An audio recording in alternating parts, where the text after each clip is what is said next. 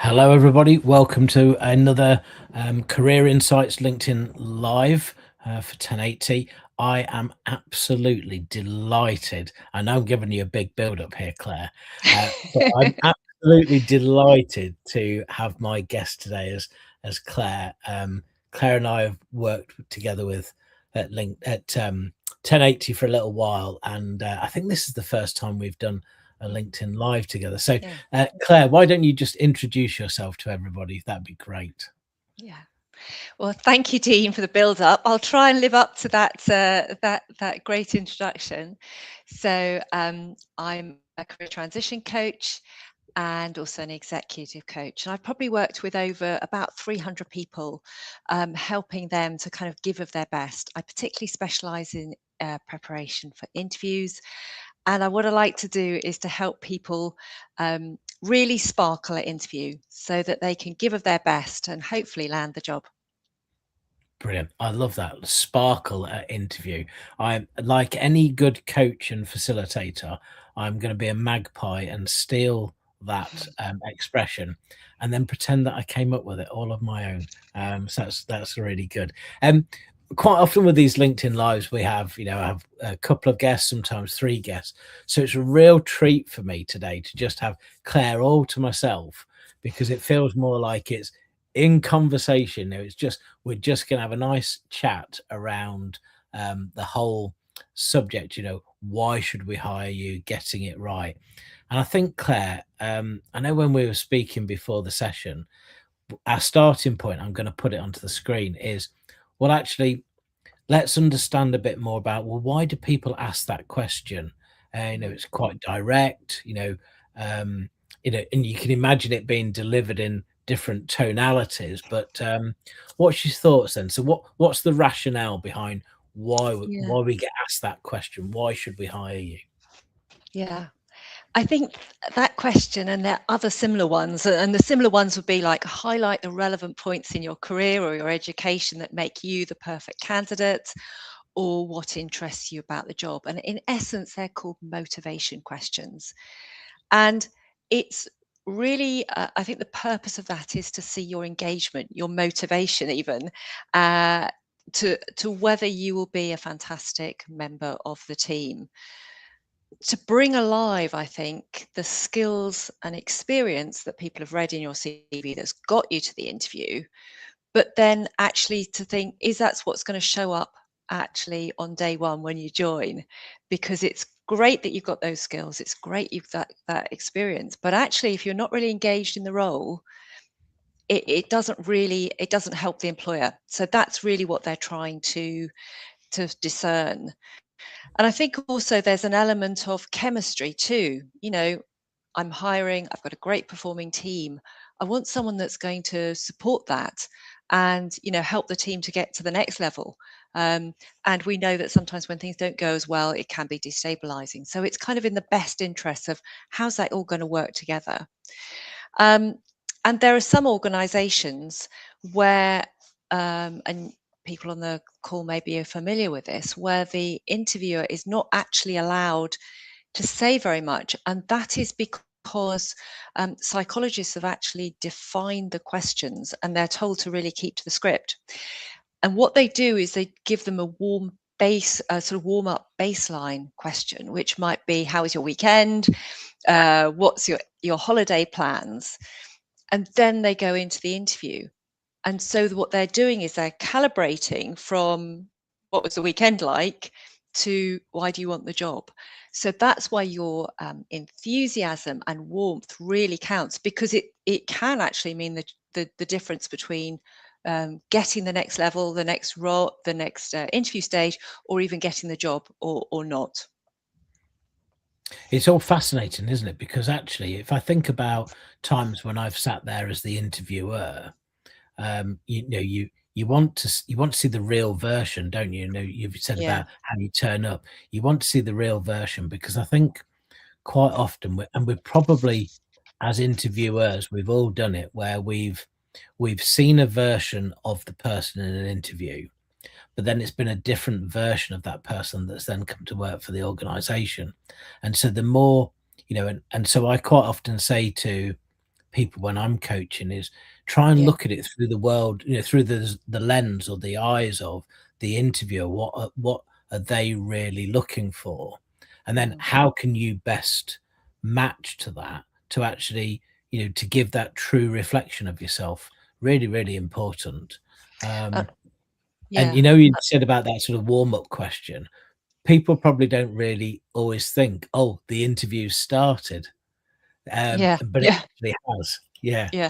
The interview starts when you walk in the door of that company, because they may say to the receptionist, what was the person like? And we've heard the story about the taxes, which we won't go into today, but you never know how you're being assessed. But I love what you said, Dean, about somebody else turning up. And I think, I would say to somebody I'm preparing, be yourself, your best version of yourself, obviously, but actually it's an opportunity for you to decide if it's the right role for you as well. So always That's remember, it's a two-way oh, street. do you know, you've just reminded me of a time where I went for an interview once, and they asked me this question, "Why should we hire you?" And then before I could answer, they said, "Why do you want the job?" And without thinking, I just said, "Well, I haven't actually decided I have yet, because I haven't really heard much from you about the culture and the values of the organization." And I've never known an interview like it, because they spent then an hour almost selling the company to me, Yeah, didn't yeah, ask me any questions. Um, I wouldn't recommend that as necessarily as a tactic, because it's quite high risk, because I said it without thinking. But yeah, it does demonstrate that there's two lenses there, there's two sets of yeah. eyes, there's the I interviewer agree. and the interviewee. Um, so if I just bring up, I'm gonna change banners, change tact a little bit, because I always think this is really, really interesting. Because if both you and I dip into various different coaching conversations that we've had, there's Mm. probably a whole load of, I'm going to use the technical term here, Claire, stuff that gets in the way. So, what's the challenge, for a lot of people from, your experience of coaching people? What's the challenge people have to responding to that "Why should we hire you?" question? Yeah. So typically it's the second question you'll be asked. So we'll talk in a minute about the first question. And it's probably that you're really nervous. We all get nervous. There is a great book by Caroline Goyder called Gravitas, which I really recommend. And she says, get your butterflies to fly in formation.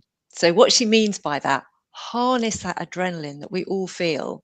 And I'm feeling it now, harness that adrenaline to hopefully give of your best in the interview situation. The positive with this is that you can prepare for it. It's not going to come out of the blue. There, one or other type of motivation questions will come up. Um, now, I said it was the second question, so obviously, what's the first?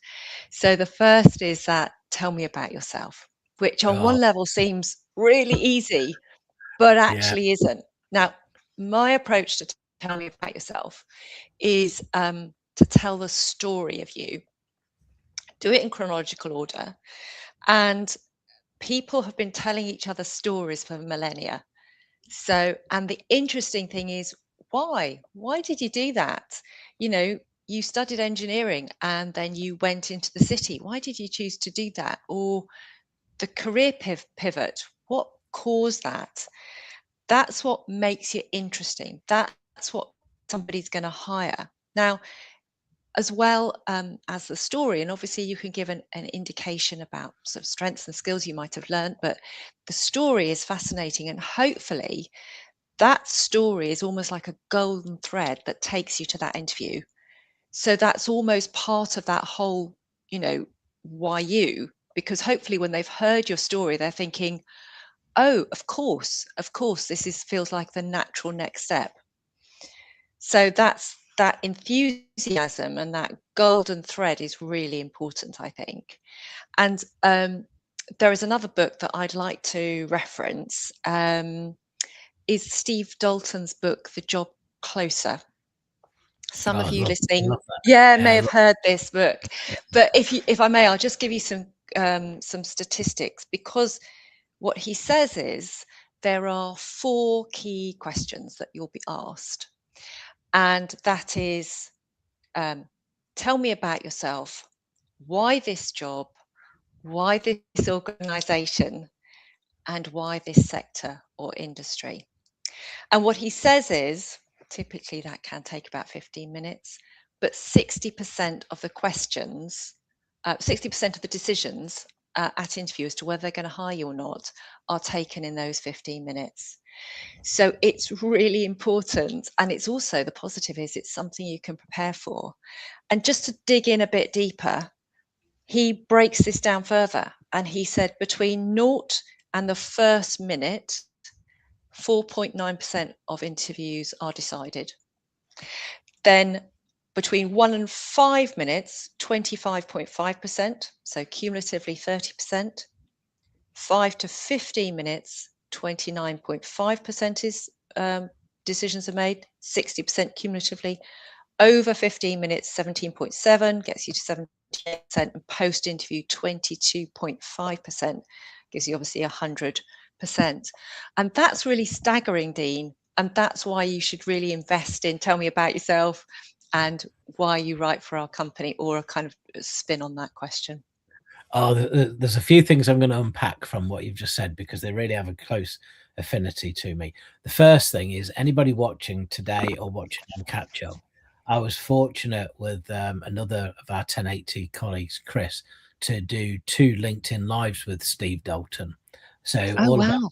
closer, and then there was another one which is all about the 2 Hour Job Search, his other Oh, book. yeah. So Yeah. it's worthwhile. I'm doing. I know I'm doing an advert for previous sessions here, but it's worthwhile going onto our LinkedIn and also onto our YouTube channel to catch them. He often talks about this is it's not tips, it's instruction of how to Okay. get past the interview, and the book has some really good um, uh, sort of checklists in there. But I think coming back to something you said about, people showing up, getting their butterflies in, like a good coach, you see, I was listening, um, and getting your butterflies in formation.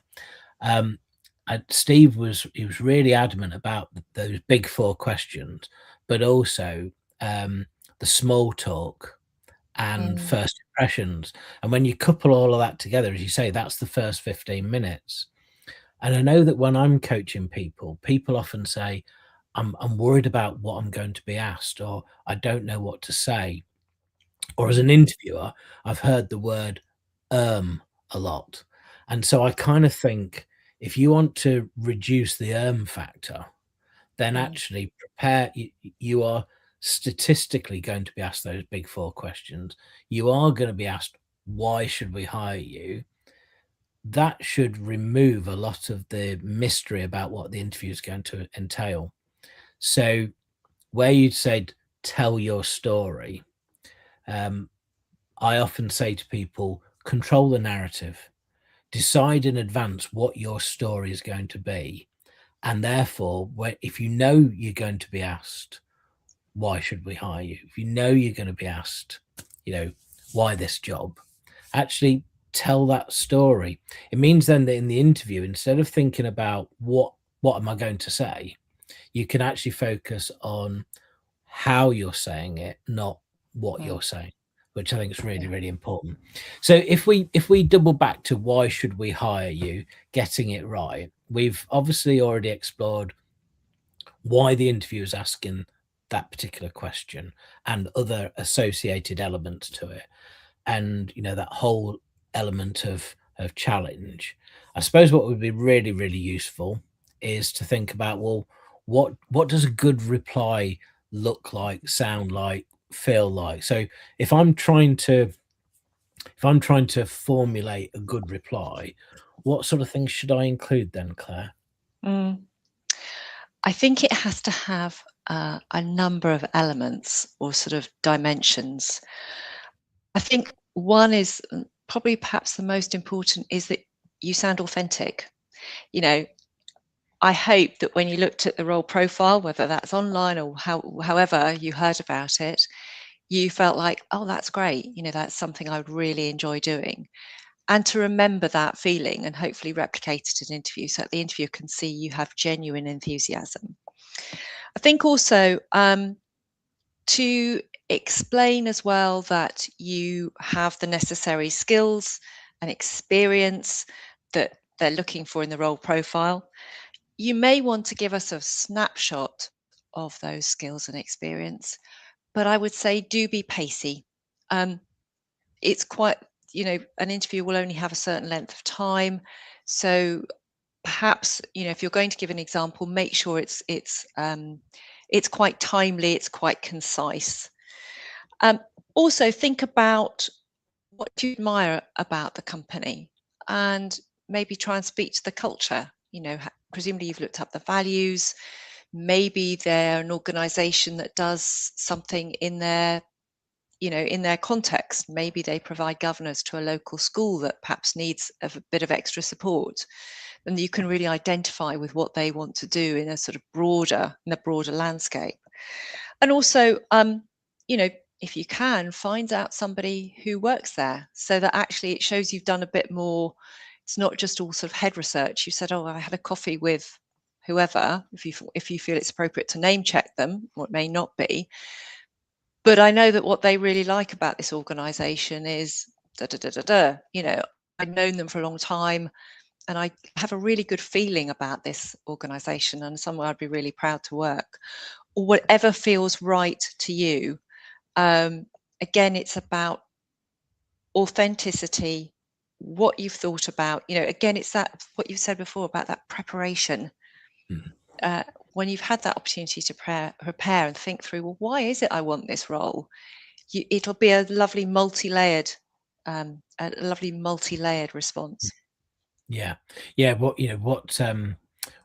is goes beyond that what's in it for me factor. It's all Yeah, about, what's good my connection going to be like? yeah, How energized am I going to be in this role? What am I going to be able to contribute? And how will that make me feel? And I think you're starting to go into the emotive side of things, which without going into too much detail, but in an age of AI where it's really, I think it's even more important to focus on that human element, that what mm, specifically do you bring, and it's almost dipping into that personal branding territory. What's your strengths, what's your values, your beliefs, what's your personality, what's your experience. But actually, when you bundle all that up together, what's that going to do for this person who sat in front of you trying to ascertain, can you do the job? Will you do the job? Will you fit into the team? Because yeah, that's what they're trying to calculate. So um, it's it's such a valuable opportunity, isn't it, to answer this question? I'd almost be disappointed if I wasn't asked it, because it does yeah. provide you with a great opportunity to stamp that sort of that level of enthusiasm and excitement for the opportunity, doesn't it? Mm. I also think for the interviewer, it's a big, hiring someone is an important decision. And if they get it wrong, their own brand or profile may be affected. So, you know, help them make the right decision. Well, it's interesting you say that, because I often think about the world of sport as opposed to the world of business, and what the world of business can learn from elite sport. And sometimes you look at decisions that are made, say in football management, where somebody will bring a manager in, and there's been a lot of managerial changes in the previous season just gone. But how much of that is a reflection on the manager, but also how much of that is a reflection on the person that actually appointed them in the first place? Because Mm, they've obviously made the wrong decision, mm, or it felt like the right decision at the time, but it hasn't worked out, which probably links back to, again, authenticity, showing up with the intention of being the real you, and trying to avoid. telling the interviewer what you think, trying to second guess what they want, and telling Mm, them what you think they want to hear, because that's probably not doing you any favors or the interviewer either, is it? mm, So mm, yeah, interesting, mm. interesting. Um, so any other thoughts on what else a good reply should include? Um, Well, I think you touched on it again. It's really, you have to bring your whole self to it, mm, because that's what's going to show up every single day. And it's your best self, but it's still who you are. Um, and can I tell you a secret? Don't tell anyone else. I never think about sport when I'm coaching people. I've got no sporting analogy to right. provide, but just as well, no one else is listening, isn't it? Okay. Note to self, Dean. Don't talk about sport with Claire. Okay. Um, but it's yeah, no, I think you're right about, but you do need to be. I think you're only letting yourself down if you're not your authentic self, Mm, and these things will often come through. It's almost the same as exaggerating the truth on a CV, isn't it? You're not actually showing up as the real version of yourself. You and I don't think that helps you, certainly longer term. no. So which could be a mistake that somebody might make. Um, what other mistakes might people make? Because I know that there's probably hundreds, but in your experience, what sort of mistakes do you think people make, either in their answers or the way that they answer the "why should we hire you" question? So sounds a bit of an oxymoron. I do recommend that all clients prepare, but you can't over prepare. So what I mean is, when I'm suggesting somebody prepares, I suggest that they have keywords or phrases that they might want to use, but not sentences. Because sentences, sometimes people misremember, and if they misremember something, they sort of really flaws them, particularly when they're online and they might have put some post-it notes around their camera. Um, if you're not careful, it's quite obvious that that Yeah, post-it note is on that left-hand corner and you're suddenly looking at it. But actually, it allows you to be a bit more spontaneous if you're just thinking, oh, I've got to remember this word. So rehearse, but don't over rehearse. I think don't be on send. Now, obviously, you want to project who you are in a way that is hopefully attractive and meets what the interviewer is wanting to hear. But do pause, do read the room, do think, oh, there is a limit to how much you should say in response to one question, because often the interviewer might want to dig a little bit deeper, and if you're just kind of in full flow, that can be tricky. Try to make sure that you really answer the question.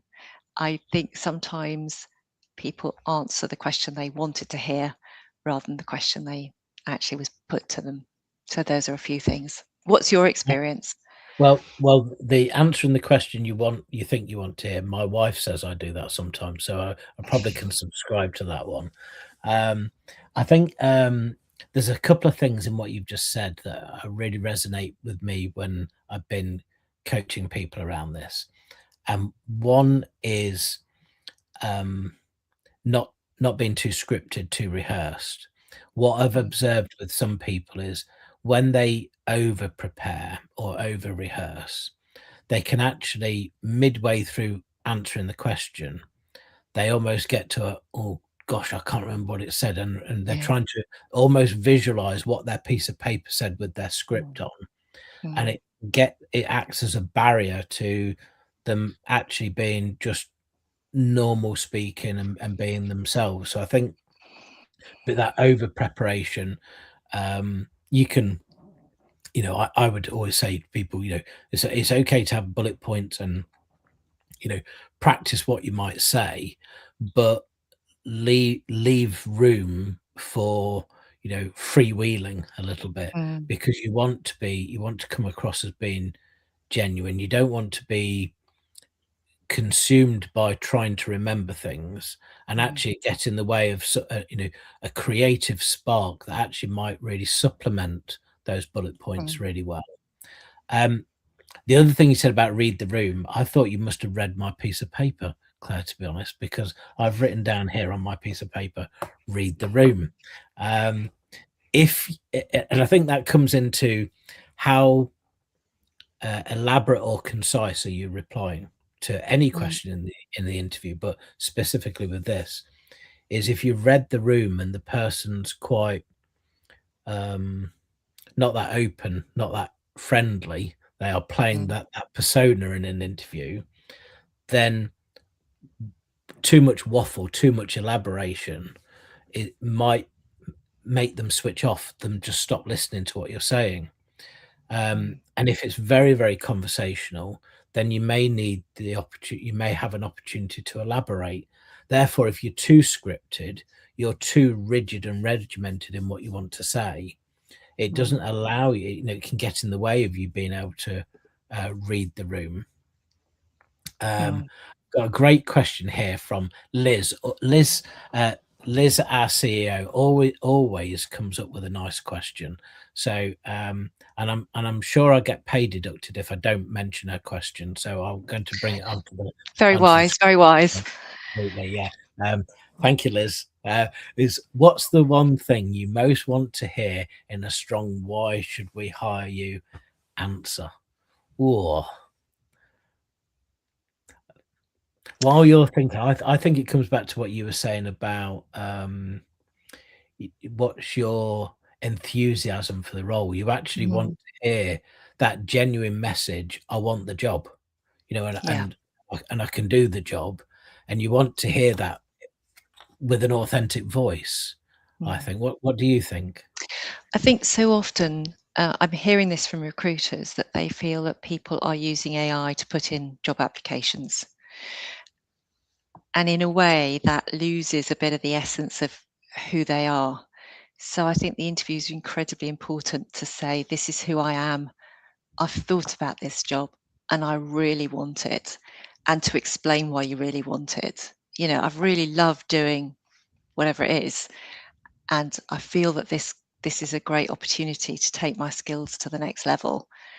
And people can judge it. If you're a seasoned interview, you can judge it that somebody's really authentic about that. So that's what I'm looking for, enthusiasm. And also you have to have the skills, but that's a given. There's lots of people with skills out there, and the skills have Yeah, got you to the interview. So it's the next stage. yeah. There was a quote I saw from somebody, and he said, "I can I can teach somebody how to do the job, but it's harder for me to teach them how to behave." And so Mm, therefore, that behavioral fit's really, really important because mhm. that's that's part of the motivation, the desire to do the job. That's the not just can you do the job, it's yes, I will, and yes, I want Yeah, to, and yes, I'll fit in.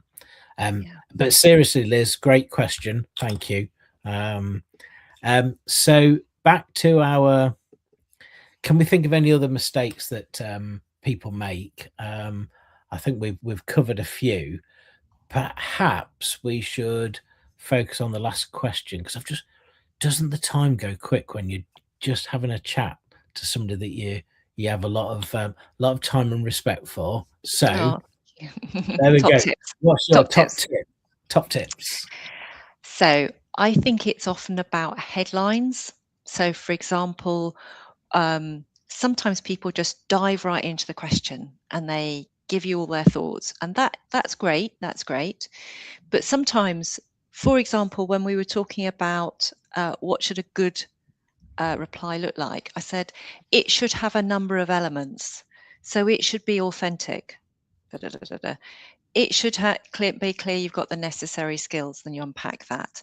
It should be clear that you understand the company culture and then that you've done some research. So that's not just it's hopefully providing headlines to say, I've thought about this on a number of different elements, and that's why it's a kind of multifaceted answer. And also framing. So you might get a question which sounds like, what do you think of our strategy as a business? How could we improve it? And that's quite a tricky question to answer. So you might want to step back because it's a tricky one. And you might say, oh, thank you for that question. Thinking about the landscape of what's affecting financial services in 2027. Now, in terms of your own business, I think you've got, from what I understand, it's a great strategy. That's why I would like to join you. So you're flattering them. I feel that I have, now this is kind of high risk. You want to say something particularly about their strategy, or you might want to play it a bit more safely and you'd say, I think it's got a great strategy. That's why I want to join you. And obviously, once inside, maybe it's a question of your strategy is finessing, a bit like a Formula One sport, Formula One race car. You improve it by tenths of seconds, i.e., you're flattering the thing. So that might be about framing your answer so you make it a broader context. And then I think my final top tip is to be authentic. I think we've touched on this before, but you can't, that's so important. And I love the quotation by Oscar Wilde, which is, be yourself because everyone else is taken. Yeah, no, I love. See, I have a favourite quote. That's Oscar Wilde. It's "We're all in the gutter, but some of us are looking at the stars." Oh, that's fantastic. I'll write that down. Um, um, so yeah, I think they're great top tips. I'd echo that about the. I'm conscious of time, but I'd echo that about the authenticity, because as I said, as we've said before, you're not doing yourself or the future opportunity any favors by being anything other than authentic. And I think that enthusiasm, what I'd be looking for if I was doing the interview is I want somebody who's going to really embrace the job and see it as, career discretionary effort. You're going to see that the more genuine somebody is. Whereas if they are going on autopilot with their responses, you're not really seeing how that person's going to show up with intent every day. So, Mm. Claire, this has been brilliant. I've really enjoyed talking to you, and I'm hoping that everybody's got lots from the session. Just so everybody knows, this will be on LinkedIn, but I'll still engage with if you've got any questions from the session today, do put them on the LinkedIn feed for this session, and we'll respond to them. Claire, can I just say thank you? You've been amazing. It's been great to spend some time with you today. You must come back onto LinkedIn Live with me another time, I think. So thank you so much, Dean. It's been a real pleasure to chat to you. Brilliant. I'm going to end the stream now, everybody. Thank you very, very much.